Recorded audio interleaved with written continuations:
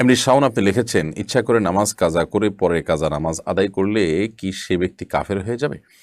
ইচ্ছে করে যদি আপনি নামাজ কাজা করেন তাহলে সেক্ষেত্রে পরবর্তীতে আদায় করেন তো আদায় হয়ে যাবে, আপনি দায়মুক্ত হয়ে গেলেন। কিন্তু ইচ্ছাকৃতভাবে নামাজ ত্যাগ করা এটা কুফুরি।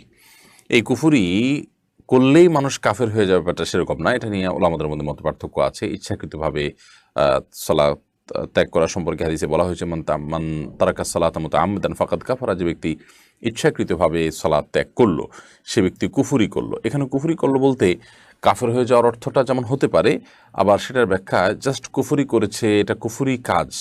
সব কুফুরি কাজ বা সব কুফুরি মানুষকে কাফেরে পরিণত করে না। ছোট একটি পার্থক্য এখানে আছে।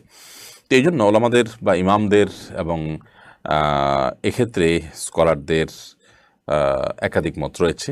অনেকেই বলেন যে ইচ্ছাকৃতভাবে ঠান্ডা মাথা জেনে শুনে সালাত ত্যাগ করলে তার ইমান থাকে না। অন্যরা অবশ্য